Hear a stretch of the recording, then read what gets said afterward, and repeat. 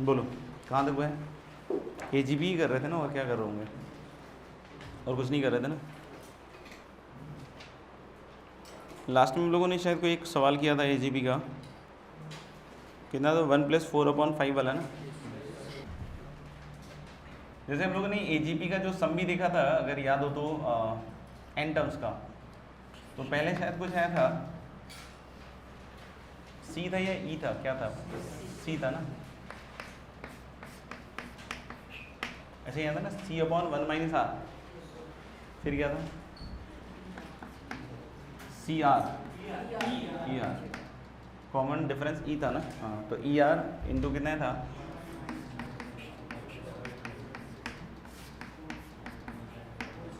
का whole square, good, और minus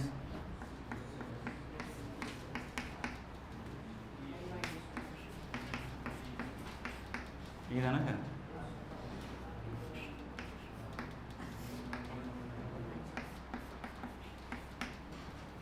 ये फाइनल हमारे को GP का क्या आया था फॉर्मेट, मतलब सम ऑफ n टर्म्स का। तो जब भी आप सम ऑफ n टर्म्स लिखोगे तो आएगा तो ऐसा ही फॉर्मेट क्या। तो अगर आप देखोगे थोड़ा सा अगर और उसको क्लोजली ऑब्जर्व करोगे तो C/1 - R some number, ER into this is also some number, तो ये दोनों मिलके तो कोई एक नंबर ही बनाएगा नहीं। तो उसको हम लोग बोल सकते हैं क्या कि जो भी AGP का सम होगा उसमें एक फिक्स नंबर आएगा A, जैसे उसमें भी देखो 35 बाई कुछ आया था ना 16, नहीं क्या आया था 35 by 16, that is what A। दूसरा आप देखोगे तो ER⁴n दिस, तो मतलब एक R⁴n का टर्म आ रहा है विद सम कोफिशिएंट, नहीं क्या आ रहा है R⁴n का टर्म आ रहा है विद कोफिशिएंट। अगर कोई बोले R⁴n-1 का टर्म आ रहा है विद कोफिशिएंट, वो भी ठीक है। कोई बोले R⁴n-2 का टर्म आ रहा है विद कोफिशिएंट, वो भी ठीक है। ठीक है, ER बोलो चाहे ER² बोलो, वो होगा तो क्या नंबर ही होगा।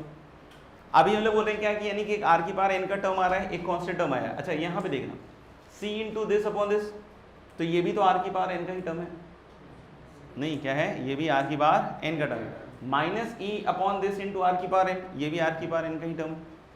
यानी आपको एक तो टर्म दिख रहा है A कांस्टेंट, एक दिख रहा है R⁴n इंटू सम कोफिशिएंट, नहीं क्या दिख रहा है R⁴n इंटू सम कोफिशिएंट। एक और टर्म दिख रहा होगा आपको NE upon this into this, तो E/1 - R तो फिर से कांस्टेंट हो गया, और n इंटू कितना आ गया R⁴n।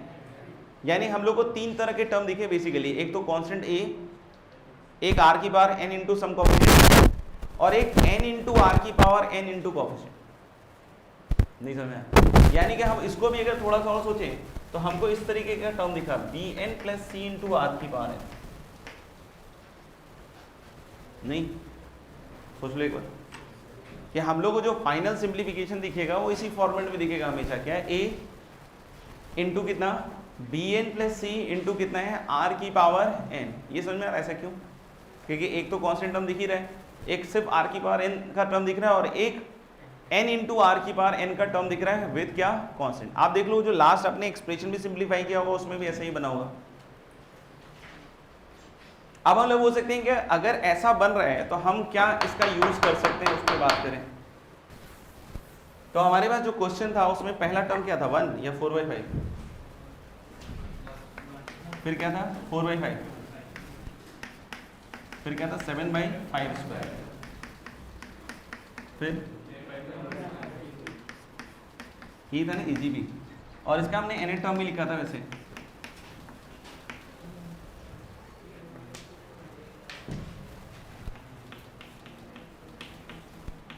ऐसे ही था कुछ नहीं। तो मैं क्या बोल सकता हूँ कि इसका भी जो सम आएगा वो इसी फॉर्मेट का आएगा। इसमें किसी को लग रहा होगा sir A B C R और N ऐसे 5 अननोन्स हैं, तो भाई नहीं N तो अननोन नहीं है, N तक तो टर्म ही जा रहा है, तो N के डिपेंडेंट तो आएगा ही आएगा। R भी देख के पहचान सकते हो 1/5, यानी सिर्फ 3 ही अननोन है, कौन A B और C।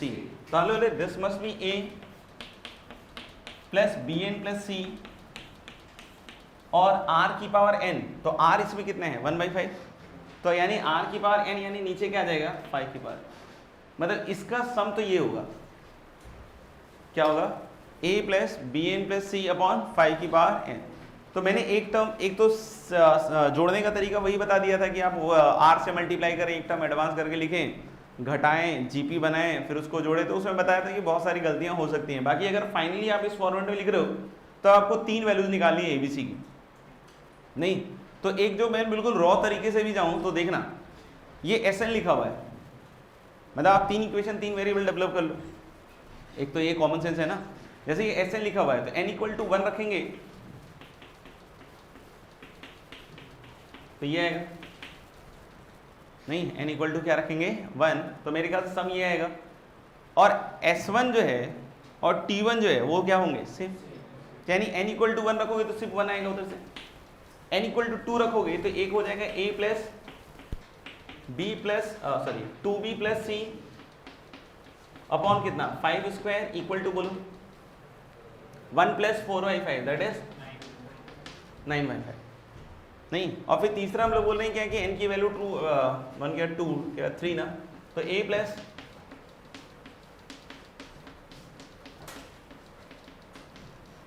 1 प्लस 4/5 प्लस कितना आ जाएगा 7/5 स्क्वायर जो भी है। ये समझ में आ रहा है क्या हो रहा है कि हम वो कैलकुलेशन के बजाय ये कैलकुलेशन कर लें तो इससे भी अपने पास ABC की वैल्यूज आ जाएंगी। अब बोलोगे ये करना आसान है, तो आसानी है मेरे ख्याल से, n की वैल्यू 1 2 3 अपन ने रखा है और चाहे तो 2 2 घटा दें, एक a तो साफ ही हो जाएगा।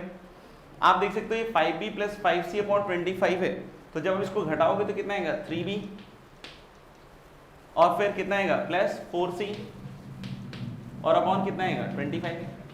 ये सही है क्या, इक्वल टू 1 में से 1 घटा दिया आपने, नहीं तो कितना आएगा -4/5। ये समझ में आता है क्या। ऐसे ही जब आप इसको घटाओगे मेरे ख्याल से तो कितना आएगा, एक आ गया, ये कुछ गड़बड़ हो गया क्या, ठीक है। तो इसमें आपको 5 से मल्टीप्लाई डिवाइड करना पड़ेगा, तो ये कितना हो जाएगा 10b माइनस 3b कितना हो जाएगा 7b, और ये फिर से शायद 4c आ जाएगा, क्या बोलते हो, नहीं 4c आएगा ना, 5c माइनस 4 और अपॉन कितना हो जाएगा 125, 9/5 हटेगा तो कितना आएगा -7/25। तो ये देख सकते हो 5 टाइम्स, और 5 इंटू 4 यहाँ क्या हो जाएगा 20। ये भी देख सकते हो 5 टाइम्स और यहाँ कितना आ जाएगा 35। नहीं समझ में। अब इन दोनों को घटा दो तो 7b minus 3b is what 4b, नहीं 4c गया, और फिर -35 प्लस 20 कितना हो जाएगा -15। ये सही है तो एक बार देख लो यार, सही है। तो b की वैल्यू आ जाएगी कितनी -15/4, और अगर कोई पूछे c की वैल्यू बताओ तो c को चाहो तो उसमें यूज कर लो ना 3b प्लस 4c वाला, तो कितना आएगा 3b प्लस 4c, तो इसका कितना हो जाएगा -45/4, और फिर उधर कितने के बराबर आएगा देखो ना -20 है ना शायद, तो c की वैल्यू बोलो 45/4 तो -80 और प्लस 45, यहाँ नीचे 16 आ जाएगा, और माइनस कितना बताया 80 और प्लस 45 कितना हो जाएगा -35 लग रहा है, हाँ। और अगर यहाँ पे अपने पास दोनों वैल्यूज आ गई तो मेरे ख्याल से अब b प्लस c/5 रख कर और a की वैल्यू निकाल लो, और तो और क्या बोलते हो, नहीं तो एक तो इस तरीके से भी हम चाहें तो बिल्कुल अपन n की वैल्यूज 1 2 3 रख कर सिंप्लीफाई करके, तो कैलकुलेशन देखोगे तो वैसे तो उतना ही पड़ेगा, बाकी हम चाहें तो उसको और सिंप्लीफाई कर सकते हैं। जैसे देखना अभी जैसे हम लोग बात कर रहे थे क्या S0, याद है ना कि जैसे S1 इक्वल टू T1 तो बोल दिया था, नहीं S1 इक्वल टू क्या बोल दिया था अपन ने T1। एक चीज और सोच सकते हो कि जैसे a जो होगा ये sum of infinite terms of the series है, क्योंकि n जब इन्फिनिटी जाएगा तो ये वाला पार्ट किधर हो जाएगा 0, क्योंकि n इन्फिनिटी जा रहा है तो ऊपर वाला टर्म तो बहुत कम गति से बढ़ेगा और ये वाला बहुत तेज जाएगा, n को बहुत लार्ज करो ना, तो यानी ये रेशियो कितना हो जाएगा 0। तो ये जो a है ये क्या है सम ऑफ इनफाइनाइट टर्म्स, तो सम ऑफ इनफाइनाइट टर्म्स लिख लो, इसको कैलकुलेट करना ज़्यादा ईजी होता है। नहीं एक तो तरीका हो सकता है ना कि 1 plus 4/5 plus 7/5 square and so on, ऐसे ही चल रहा है, और फिर से हमने 1/5 से मल्टीप्लाई कर दिया, तो ये बोलो कितना होएगा 1/5 plus 4/5 square and so on, तो यानी ये कितना आएगा 1 प्लस 3/5 प्लस 3/5 का स्क्वायर ऐसे करके चलेगा, तो this is going to be 1 plus 3/5 upon 1 minus 1/5, यही तो आएगा ना भाई। तो ये कितना 5 कट जाएगा और ये आ जाएगा 1 प्लस आई होप 3/4 ना, तो कितना हो जाएगा 1 प्लस 3/4 इज, लेकिन ये किसके बराबर है 4s/5, ये किसके बराबर होगा 4s/5, तो 5 ऊपर जाएगा 4 नीचे जाएगा 35/16, ये क्या है a, ये कितना है a, नहीं समझ में तो बताओ। दूसरा हमने बोला था क्या कि जो s0 है वो कितना होता है 0, तो अगर मैं कॉमन सेंस अगर n इक्वल टू 0 रख दूं, नहीं क्या रख दूं n इक्वल टू 0, तो n इक्वल टू 0 पे इसकी वैल्यू 0 आएगी, सम टिल 0 टर्म्स क्या हो जाएगा कन्वेंशन से 0, तो ये तो खत्म, 5 की पावर 0 इज 1, तो a प्लस c इज 0, तो c की वैल्यू कितनी आ जाएगी माइनस है, यानी कि c आपका क्लियरली किसके बराबर आ जाएगा -35/16। तो आपको बस इनफाइनाइट टर्म्स का सम निकालना है, फिर क्या निकालना है कि n इक्वल टू 0 पे वो 0 आ ही रहा है, तो c की वैल्यू क्या आ जाएगी -35/16। अब कोई पूछे b, तो b के लिए तब कर लो ना कि n की वैल्यू कुछ रख लो 1, अरे रख लो, तो n इक्वल टू 1 रख के ये इक्वेशन बनेगा जिसमें a भी पता है आपको, c भी पता है, तो सीधा सीधा किसकी वैल्यू आ जाएगी b। तो उस तरीके से भी आप चाहो तो सम ऑफ n टर्म्स को निकाल सकते हो। बस इसमें सम ऑफ इनफाइनाइट टर्म्स वाले में एक लफड़ा तब होगा, अभी तो इसका कॉमन रेशियो -1 से 1 के बीच में है, तो इनफाइनाइट टर्म्स का सम लिख सकते हो लेकिन मान लो कॉमन रेशियो जो है वो 1 से छोटा नहीं है, या -1 से 1 के बीच में नहीं है कॉमन रेशियो, तो sum of n terms of AGP तो तभी भी आएगा, लेकिन sum of infinite terms of AGP नहीं आएगा, तो फिर उस केस में अपन को थोड़ा सा परेशानी देखना पड़ेगा, बाकी तुम्हारी मर्जी। नेक्स्ट हेडिंग लिखिएगा हार्मोनिक प्रोग्रेशन।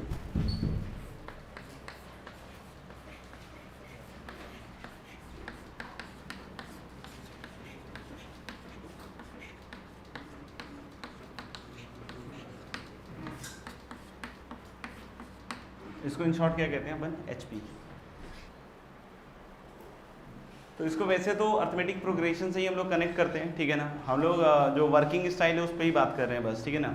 तो अगर कोई भी हार्मोनिक प्रोग्रेशन है, समझ में आएगा, तो जो उसका रेसिप्रोकल होगा that will be in AP। नहीं, जैसे अगर कोई कह रहा है कि देयर इज अ सीक्वेंस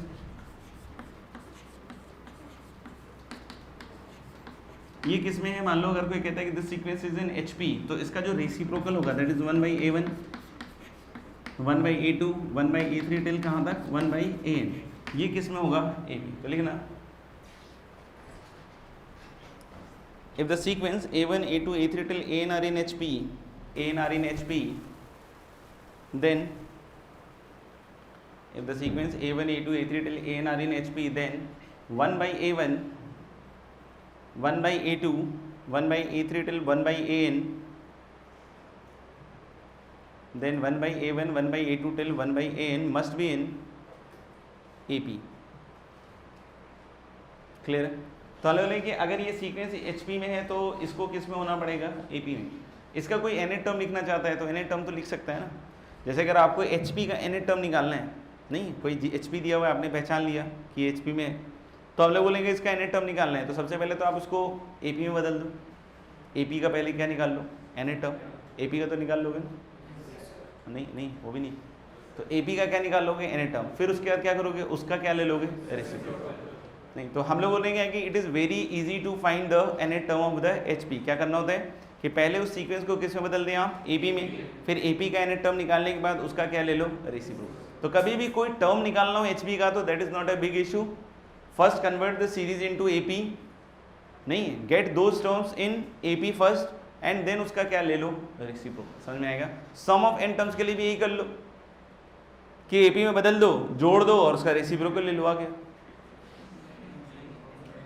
हैं क्या, अरे इतना बढ़िया तो बताया नहीं बैठेगा, हाँ भाई ये नहीं बैठेगा, ध्यान रखना, क्योंकि अगर आप सम ऑफ n टर्म्स अगर आप बात करते हो किसकी AP की, सॉरी HP की, तो अगर सम ऑफ n टर्म्स बोलोगे तो A1 से लेकर AN तक का सम निकालना चाहते हो ना, नहीं A1 से कहाँ तक का सम निकालना चाहते हो AN का। तो अब जैसे मैंने nth टर्म के लिए बताया कि रेसिप्रोकल ले लेना तो हो जाएगा, तो ऐसा नहीं सम के लिए भी आप लगा दो कि सर आपने वहाँ तक बताया था मैं 2 कदम आगे निकल गया नहीं, तो आप बहुत आगे निकल गए फिर, ठीक है ना। तो हम लोग बोलेंगे कि A1 से AN तक का सम निकालना है सपोज। तो अब आपने क्या बोला कि सर मैं इसके पहले इसको AP में बदल दूंगा और इसका सम निकाल के इसका रेसिप्रोकल लूंगा, तो सोचो क्या आएगा, क्या आएगा 1/A1 plus 1/A2 till 1/AN तक का सम आएगा और उसका रेसिप्रोकल लिखोगे तो कितना आएगा 1/1/A1 से लेके 1/AN। तो क्या ये सम और ये सम A1 से AN तक का वो सेम होगा? नो। आप चाहो तो उसको कोई दो टर्म पे ही अप्लाई करके देख लो, आपको दिख जाएगा क्या कि they are not going to be equal. अब कोई बोलेगा ठीक है सर ऐसे तो नहीं करे, तो फिर क्या करें? तो sum of n terms of HP can not be determined. नहीं समझा? Sum of n terms of HP can not be determined. इसका मतलब ये नहीं है कि अगर कोई क्वेश्चन दे रहा है, बोल रहा है कि ये HP है, इसके 5 टर्म का सम निकाल दो, तब आप बोलोगे कि नहीं सर n टर्म्स का सम आपने मना किया था तो 5 कैसे निकालते हैं?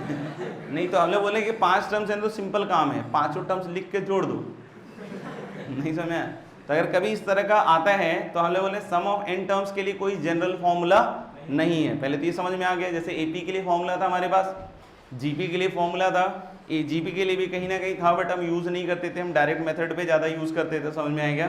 HP के लिए देर इज नो फॉर्मूला। तो अब सब हैप्पी हो गए, चलो किसी का तो फॉर्मूला नहीं है नहीं तो फिर इसको भी याद करना पड़ जाता, ठीक है। तो लिख लेना पहला पॉइंट नोट करके, there is no general formula for sum of n terms of HP।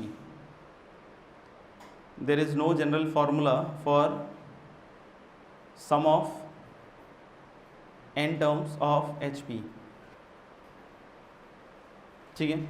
दूसरा, अगर ABC अगर HP में है, ठीक है ना, nth टर्म कैसे निकालना वो बता दिया मैंने, ठीक है। तो नेक्स्ट लिखना if ABC are in HP, if ABC are in HP then B equals 2AC upon A plus C। लिख लिया? if ABC are in HP, if ABC are in HP then B equals 2AC upon A plus C। बोलोगे कैसे? तो answer इस बहुत आसानी से देखना,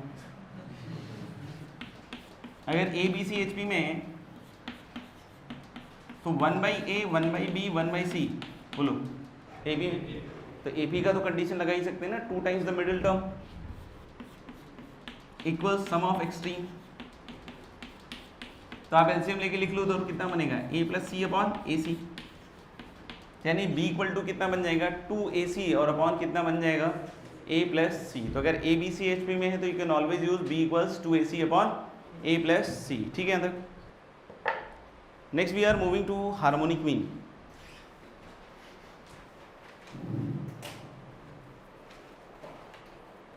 नेक्स्ट हम लोग बात कर रहे हैं हार्मोनिक मीन की। तो फिर से अगर n नंबर्स हैं और उसका आपको पूछा जा रहा है what is the harmonic mean, ठीक है, तो हम लोग मान लेते हैं कि x1 से xn तक का नंबर है। तो ऐसे अर्थमेटिक मीन अगर नंबर्स के निकालते थे तो इनका सम अपॉन n, ज्योमेट्रिक मीन निकाल देते तो एक और कंडीशन था कि नंबर्स कैसे होने चाहिए पॉजिटिव और सबका product raise to the power 1/n। ऐसे हम लोग बोले अगर हार्मोनिक मीन निकालना है तो this is simply n upon इसके रेसिप्रोकल्स का सम, दैट इज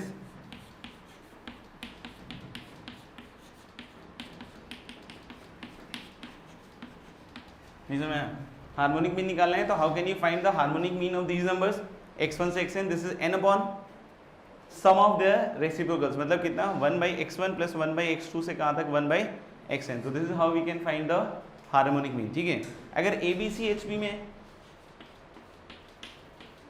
क्या है ABC HP में, तो जो B होगा that will be the harmonic mean of A and C। If ABC और HP, जैसे हमने बोला था ना ABC अगर AP में तो B क्या है arithmetic mean of A and C। अगर ABC GP में, जहाँ ABC पॉजिटिव है, तो B क्या होता है geometric mean of A and C, ठीक है ना। ऐसे ही हम लोग बोले अगर ABC किस में HP में, तो B को क्या कहेंगे आप harmonic mean of A and C। तो लिखना है if ABC are in HP, if ABC are in HP then B is harmonic mean of A and C।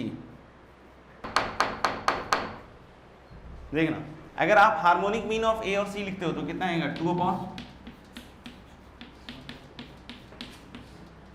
1/A plus 1/C। What is this? This is nothing but 2AC upon,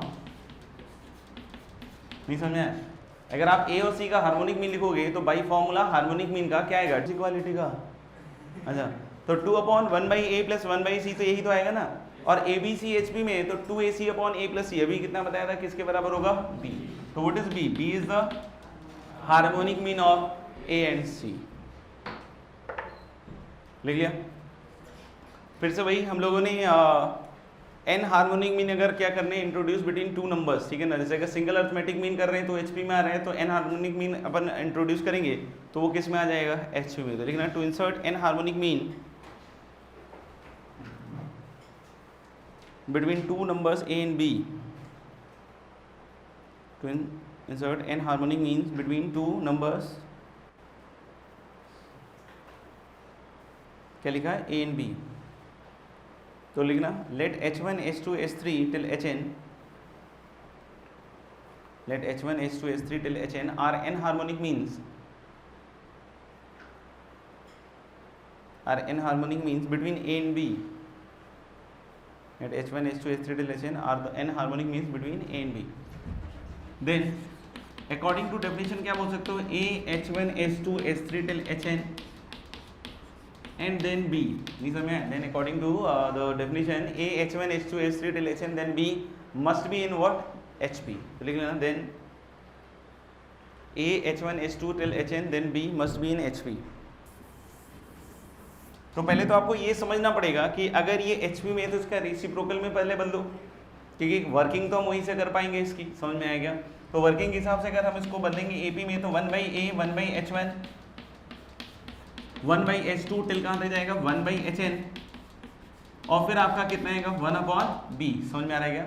ये किस में आएगा, AP में। Clear है क्या? ये किस में आएगा, AP में। फिर से अगर AP में आ गया और आपको 1/h1 पहले निकालना पड़ेगा, 1/h2 निकालना पड़ेगा, ये निकालना पड़ेगा, फिर उसका क्या लेना पड़ेगा, रेसिप्रोकल। तो पहले से फिर से अगर ये AP में तो फिर से किस पे अटैक करिए, कॉमन डिफरेंस। तो 1/b is 1/a plus n plus 2 minus 1, कितना हो जाएगा फिर से n प्लस 1 d। तो कॉमन डिफरेंस अब जब लिखोगे आप d इक्वल टू, तो मेरे ख्याल से ये आएगा a माइनस b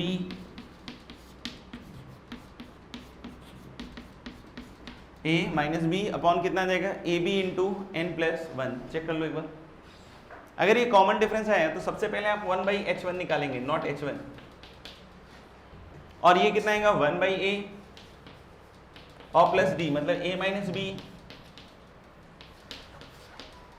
अपॉन कितना आएगा, a b into n plus 1। अब बोलो कि इसके बाद क्या करना है, इसके बाद पहले इसको सिंप्लीफाई करोगे और फिर क्या लोगे आप, रेसिप्रोकल, और रेसिप्रोकल लेते ही किसकी वैल्यू आ जाएगी, h1 की। ऐसे ही 1/a प्लस 2d, फिर सिंप्लीफाई करोगे, फिर उसका क्या लोगे, रेसिप्रोकल। तो this is how you can find out h1 से लेकर कहाँ तक, hn तक। निकाल लिया। तो मेरे ख्याल से 1/h1 से hn तक निकालने के बाद हम लोग नेक्स्ट क्या बोल सकते हैं कि अब जैसे हम लोग सम ऑफ बोलते थे, क्या n अर्थमेटिक मीन आता था, तो हम लोग बोलते थे n times the single arithmetic mean. Product of n geometric mean आता था, तो that is nth power of the single geometric mean between a and b। अब क्या है कि सम ऑफ हार्मोनिक मीन या प्रोडक्ट ऑफ हार्मोनिक मीन नहीं आएगा, अब आएगा sum of the reciprocal of the n harmonic mean. Sum of the reciprocal of the n harmonic mean मतलब क्या निकालने के लिए आएगा आपको, 1/h1 1/h2 या फिर 1/hn। तो अगर इसके बारे में कोई बोले तो फिर से वही n times the reciprocal of, नहीं, क्योंकि sum of reciprocals of n harmonic mean कर रहे हो तो क्या आएगा, n times the reciprocal of the single harmonic mean between a and b। समझ में आएगा? तो जैसे उसको आप देख भी सकते हो कि what we are actually finding out,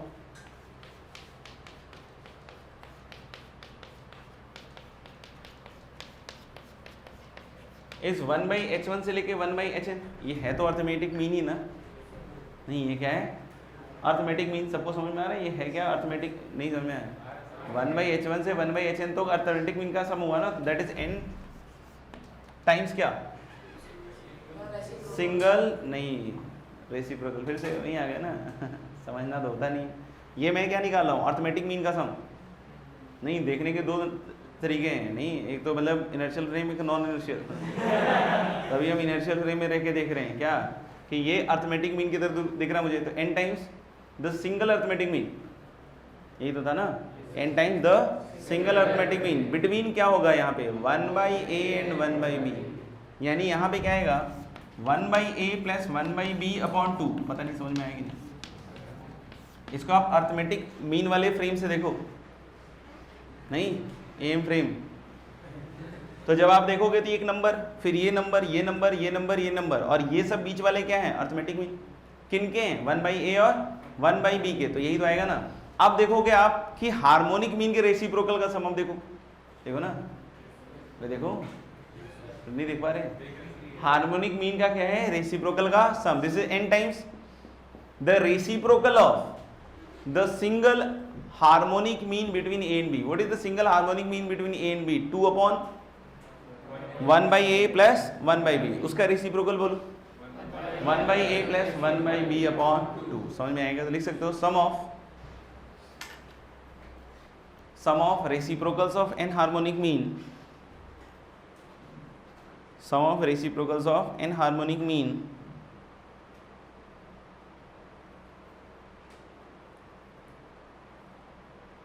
sum of reciprocal of क्या लिखा है n harmonic mean is equal to n times the reciprocal of is n times the reciprocal of single harmonic mean between a and b। क्या ठीक है, देख लो, नहीं समझ में आया तो यार बोल दो, क्योंकि बस लैंग्वेज है और कुछ नहीं है, मैथमेटिक्स तो नहीं है, नहीं मक्खन है लिखना, क्वेश्चन है मतलब वैसे तो। If third sixth and last term of HP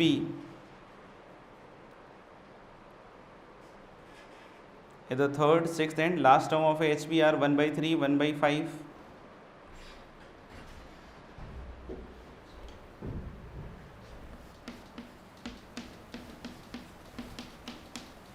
the third, sixth and last term of HP is 1/3, 1/5 and 3/203। find the number of terms। तो थर्ड टर्म फिर कौन सा है, सिक्स्थ, तो ये थर्ड टर्म है, ये सिक्स्थ है, और ये बोल रहे हैं लास्ट टर्म, तो इसको nth टर्म बोल दो। नहीं, ये किसका है HP का है ना, तो थर्ड सिक्स्थ और nth term of the HP है। तो सबसे पहले वर्किंग के हिसाब से इसको हम किस में बदलेंगे, AB में, तो क्या होगा थर्ड, फिफ्थ और 203/3। तो ऐसा नहीं कि 1/3 टर्म हो गया 1/6 और 1 है भाई, काम तो वही रहेगा थर्ड, सिक्स और nth, ठीक है। तो थर्ड, सिक्स और nth term of the corresponding AP is this. तो थर्ड और सिक्स्थ के बीच में मेरे ख्याल से कितना D आएगा, 3D। थर्ड से फोर्थ में एक D आ गया, फोर्थ से फिफ्थ में एक और D आ गया 2D, और फिफ्थ से सिक्स्थ में क्या आ गया 3D। तो हाल क्या कि इनके बीच का डिफरेंस जो है 3D है, मतलब 3D तो 2 है ना, यानी कि कॉमन डिफरेंस आ गया कितना 2/3। अगर ये थर्ड टर्म है तो इसके पहले वाला टर्म होता होगा शायद सेकंड, और इसके पहले वाला क्या होता होगा फर्स्ट। तो यानी कि जो फर्स्ट टर्म होगा वो 3 - 2D होगा, यही तो होगा ना। तो 3 - 2D मतलब कितना हो जाएगा 3 - 4/3, तो दैट इज व्हाट 5/3। तो हम लोग बोल रहे हैं क्या कि फर्स्ट टर्म आ गया मेरा 5/3, और nth टर्म लिखना हो तो 5/3 plus n - 1 into D, D कितना है, और ये nth टर्म है क्या एक्चुअली 203/3, तो 3 बहुत सारे दिख रहे हैं, तो ये इधर ले जाओगे तो 198 नहीं, और 2 से डिवाइड करोगे तो 99, और 9 n निकालोगे तो कितना आ जाएगा 100। तो मेरे ख्याल से n की वैल्यू इज 100। ठीक है, आगे बढ़े, नेक्स्ट लिखिएगा। If the mth term of an HP is n, if the mth term of an HP is n, and the nth term is equal to m, if mth term of an HP is n and nth term is equal to m, then prove that m plus nth term is then prove that m plus n term is mn upon m plus n. And prove that m plus n term is mn upon m plus n. m is not equal to n. m is not equal to n. करते हैं discuss. mth term of HP is n और nth term of the HP is m. यही है ना शायद. तो उसका जो कोरोस्पॉन्डिंग AP होगा उस पर आ जाते हैं. तो जो कोरोस्पॉन्डिंग AP होगा उसका mth टर्म कितना होगा 1 by n and that must be a plus कितना m minus 1 into the common difference. नहीं, और इसका जो nth टर्म होगा that is 1 by m. ये कोरोस्पॉन्डिंग AP की बात कर रहा हूँ मैं. अब कोई बोले इसके आगे दोनों को सब्ट्रैक्ट कर लो तो 1 by n minus 1 by m, तो एलसीएम कितना आएगा इसका mn, ऊपर ही आ जाएगा. और इधर से देख सकते हो घटाते ही कितना आएगा m minus n into d. तो m is not equal to n तो कट जाएगा नहीं. तो d की वैल्यू जो कॉमन डिफरेंस है ये 1 by mn आ जाएगा. और मेरे ख्याल से यहाँ से a भी निकाल लो आप, शायद 1 by mn ही आएगा, क्योंकि 1 by mn रखोगे तो 1 by n बन जाएगा इधर. तो 1 by n कट गया और 1 by mn और माइनस दिस, तो a भी कितना आएगा 1 upon mn. अब मेरे ख्याल से कौन सा टर्म पूछ रहा है m plus n टर्म. तो what is the m plus n term, a plus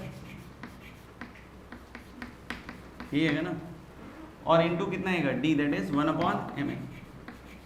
तो ये AP का m plus n टर्म आया है, ध्यान रखना. इसका m plus n टर्म आया है AP का. तो जो HP का होगा वो उसका क्या हो जाएगा reciprocal, that is mn upon m plus n. Next is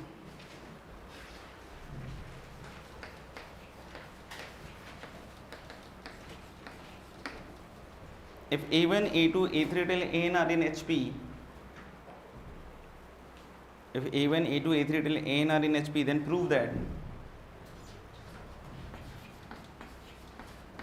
if A1, A2, A3 till An are in HP, then prove that A1, A2 plus A2, A3 plus A3, A4 and so on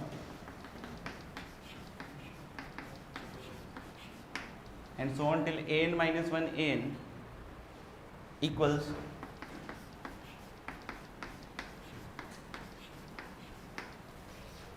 an minus 1 an equals n minus 1 times a1 an equals n minus 1 times a1 an. इसको prove कर. a1 से लेकर an तक सब किस में दिए हुए हैं HP में, तो इसका रेसिप्रोकल फिर से किस में आ जाएगा AP में. तो आप देख सकते हो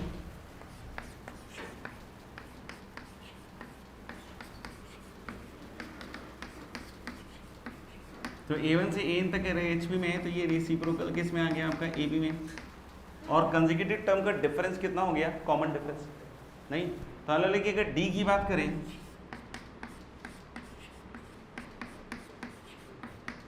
नहीं, अगर D की बात करें और इस तरीके से अगर हम लोग D लिखें तो ये कॉमन डिफरेंस कितना हो जाएगा 1 upon An minus 1 upon An minus 1. Check कर लो. तो हर एक दो कंसेक्यूटिव टर्म का डिफरेंस सब D होगा. तो यहाँ से देख सकते हो आप कि एलसीएम लेते ही ऊपर आएगा A1 minus A2 upon A2 A1 या A1 A2 जो भी लिखना चाहो. फिर इधर कितना आ जाएगा A2 minus A3 upon A2 A3. और इस तरीके से लास्ट में क्या लिखोगे आप An minus 1 minus An upon, ये समझ में आया सब. अब अगर आप A1 A2 लिखना चाहते हो तो देखना पहले टर्म से क्या आ रहा है A1 माइनस A2 और अपॉन क्या आएगा D. क्लियर है सबको. फिर दूसरे वाले से कितना आएगा ये A2 minus A3 upon D plus ऐसे ही होगा. और ऐसे ही चलता जाएगा कहाँ तक An माइनस 1 माइनस An और अपॉन कितना आ जाएगा D. चेक कर लेगा. आप देख सकते हो कि जब ये लिखोगे तो 1 बाई D तो कॉमन हो गया और फिर से A1 माइनस A2 फिर प्लस A2 माइनस A3, तो A2 कट गया ना. फिर इसके बाद क्या आएगा A3 माइनस A4, तो A3 कट जाएगा. इस तरीके से लास्ट के पहले वाला टर्म होगा शायद An minus 2 minus An minus 1, तो An माइनस 1 तक कट जाएगा. तो बचेगा क्या दो टर्म A1 माइनस An. क्या बचेगा a1 माइनस an। अब देखना अगर ये AP में 1/n से 1/a1 से 1/an तक किसमें AP में है, तो how can you right 1/an, this is 1/a1 और प्लस क्या आएगा n माइनस 1 इंटू डी। देख लो एक बार, तो 1/a1 को लेफ्ट में ले आओ, माइनस 1/a1,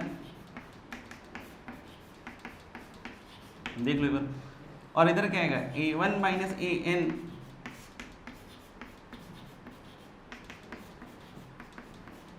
तो हमको क्या निकालना है a1 minus an upon D, तो यहां से कितना आ जाएगा n minus 1 into a1 an। तो इस तरीके से हम लोग बोले कि ये राइट हैंड साइड आ जाएगा, उसके बाद वही हैंड्स प्रूफ लिखना होगा।